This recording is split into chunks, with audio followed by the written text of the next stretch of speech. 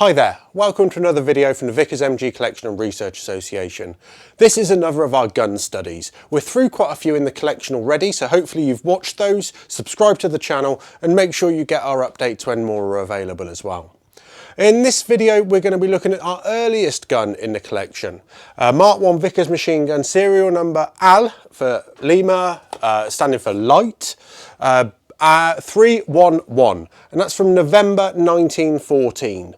A 311th of the Vickers machine guns produced for the War Office, and clearly it's great to have this in the collection. It is quite early. Some earlier guns do exist on the collector's market outside of museums. We perhaps transcend that a little bit now, but it shows some great examples of early manufacturing techniques, early accessories or early components, and we're going to talk through those as we go.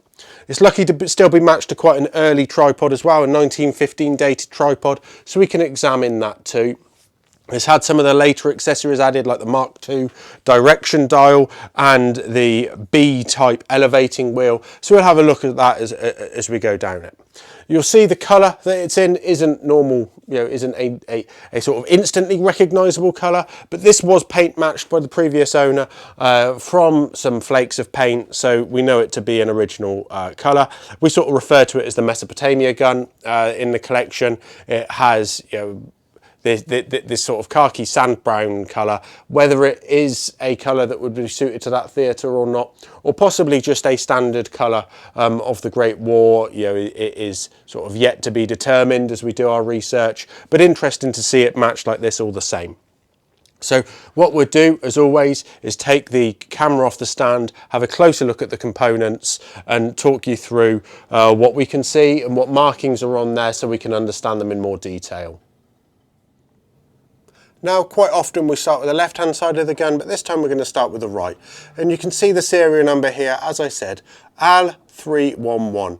Drill purpose gun there with the DP stamped above it. And you can just see the remnants of the markings VSM underneath that DP. So L is the earliest series of Vickers machine guns, and L is the light, stands for light gun. So that is what Vickers were producing the Maxim at the time, and this is a lightened version, a derivative of the Maxim.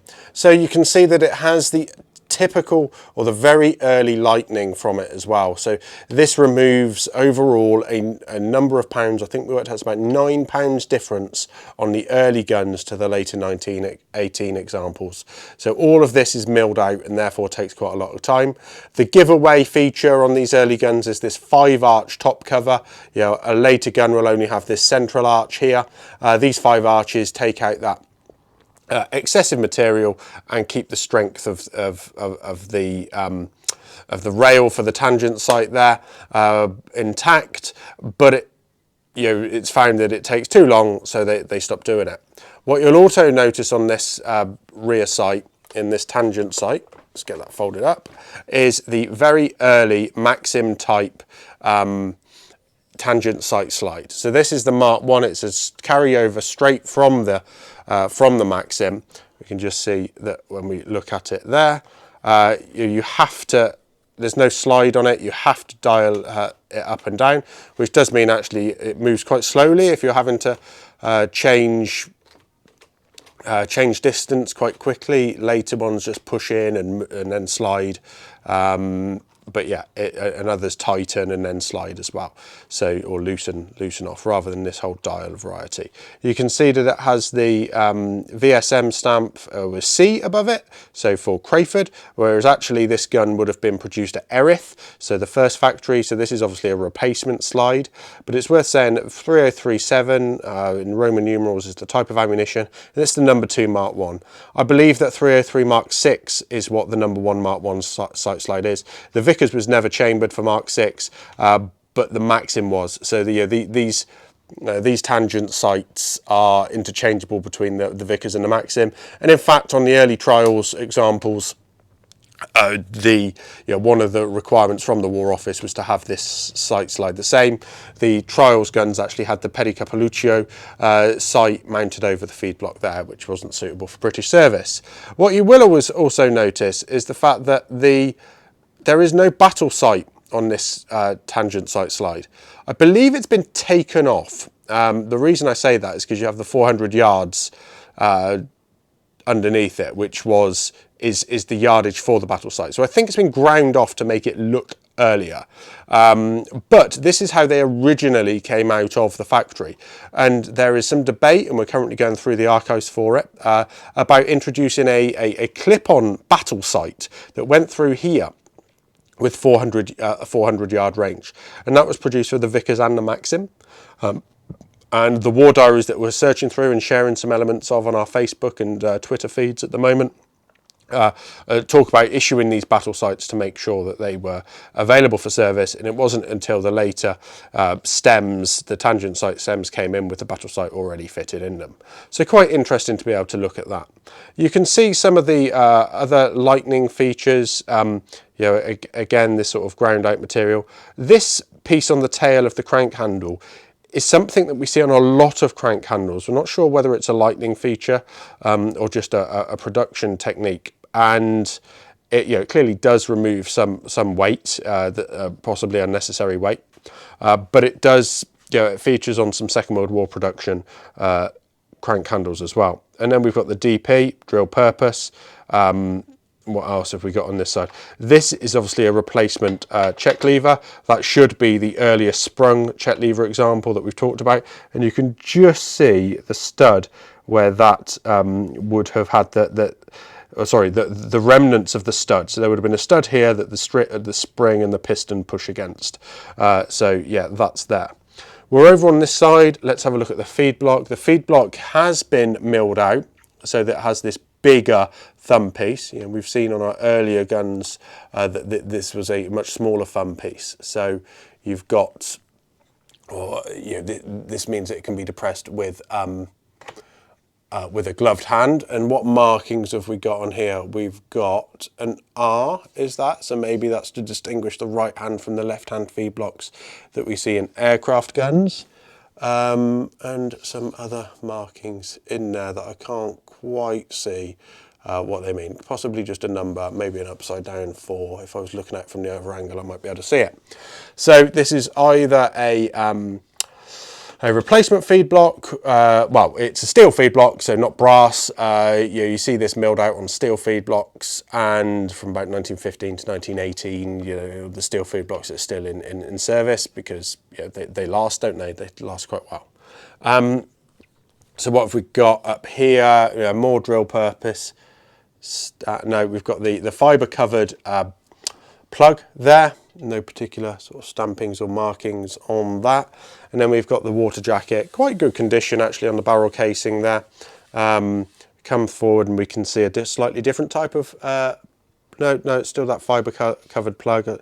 It's just the rivets are a bit more visible on that.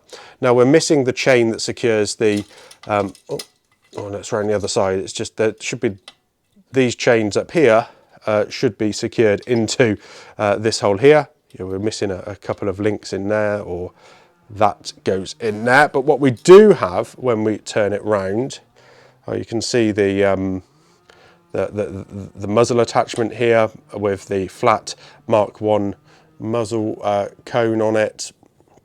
What else? No particular markings on here. Nice condition for sight. Yeah, all looking good. So what we do is we turn it round to look at the other piece and go down the other side. So the key piece I wanted to show you here is the boss protector. So on your condenser hoses, if you've got later guns, you'll have a quick release of bayonet fitting on here. So it clips over and turns. And what you have underneath that boss is a screw thread. And that is what the early type condenser hoses, steam hoses, screw into. To protect that in the field, they introduced this small brass connector. We have a couple of these in the collection, and yeah, they're quite interesting. They are just a small piece of brass, and they screw over to protect the thread, because obviously you can imagine that it's actually going to get quite easily damaged. As with many, we've lost the cork on this piece. Many of the guns, because the corks dry out over the years. We're currently developing and moulding a rubber substitute cork so that we can have them on display. Certainly for the guns that we don't need to you have water in the jackets of, so you can see that that's missing, but it would then just fit in there, the cork protruding slightly, and the thread isn't going to get damaged, is it? So let's have a look down the left hand side of the barrel casing. Nothing particularly of note down there. Once we get to the left hand side of the feed block and the breech casing, you can see this lightening on this side as well, and you can see the lightening on the elevation stop having been the triangle of that taken out as well. And as I've said before, that is one of the most sort of the latest bit of lightning that gets left over. We see that on some quite late guns. What we've got up here is the Mark 1 pin, the shorter pins there, because obviously this doesn't have a dial sight bracket, because we're not going to see that on here. But then when we get up to the tangent sight slide, let's have a look. We've got some markings in here, just some numbers in there. 16, probably an inspector stamp, might be a date.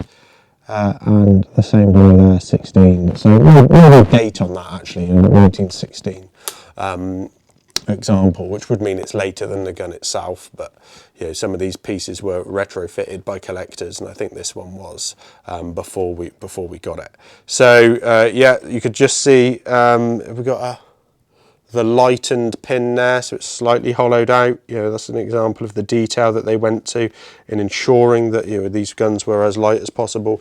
And you can see on the cross piece there that we've got some lightening where it's all milled out as well quite nicely. That's probably it for the gun.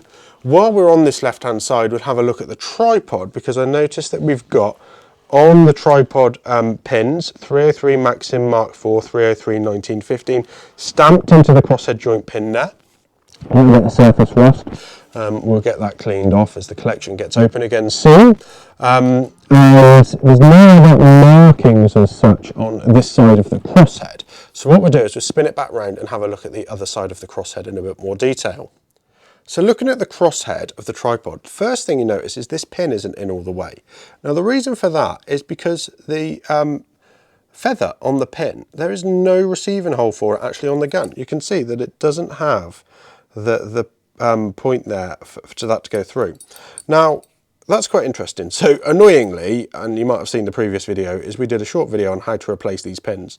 We replaced it without realizing that this was actually missing. So yeah, please forgive us for that, but we've left it like that for now, just to make sure that we always point out that there's no receiving hole on that pin. So it's just interesting to see. Now let's have a look at the markings on this tripod. We've got a registered number. So tripods didn't have serial numbers, they've got a registered number. Well, which is a serial number, that's wrong of me to say. The guns have their registration number at that point. I don't know when the term serial number comes in, but I think it's a Vickers register of guns. So this is the register number, and I think it's 49308 or 208. And then up here we've got some more markings. It's Maxim Mark IV, because these were originally Maxim tripods. You see all that from the crosshead joint pin. The Maxim battle sight, the Maxim tangent sight as well. So a lot of some component parts carried over, but nothing functional so much. RH&S is the manufacturer, and 1915 being the date. So some nice stampings on the top here. Later markings get put in on the side to tell you what type of tripod it is, but these are all on the top. And I talked about the Mark II direction dial has been put on there, so that's a replacement. I don't know if we can see any of the markings. Might even be a later sort of Australian replacement. Can't see any sort of other markings without taking that off. So, oh no, what was that? BS & Co. And then we'll have the number. Oh no, that's not a number. Sorry, this is quite a good marking to look at. You can see the BS & Co. and then the N, and it looks like an O, so it looks like it's number 1918. It's not, it's NG, Nottingham. BS & Co. Nottingham 1918. So that's a 1918 direction dial that's been put on there. As I said in the introduction, it's had the notches put onto the elevating wheel as well. That makes it the B type. So when you see reference to Mark IV-A and Mark IV-B tripods, B tripod merely means that they've had the Mark II direction dial and they've had the elevating wheel notched like this. so that it can be used to calculate elevation degrees. You've also, on this pin, you've got some markings there, and that's actually an RT, which is Randwick Tramways. So that is an Australian Second World War replacement piece. And if we look, I just saw, where is it? There it is. A crown, Al, and a number 8. So that's a Lithgow inspection mark as well. So yeah, a replacement elevating joint pin on there. One of the other things that you see on this is you've got the crosshead, and as many of you know, that separates from the main body of the tripod. But the body of the tripod is stamped in here in the same number, what did we say it was? 49208. So same number there, and then also the same number down here as well. So you can just see the 208. The 49's a little bit lighter and under the paint there, but 49208 onto the point of this rear leg as well. So quite interesting to see that so well stamped.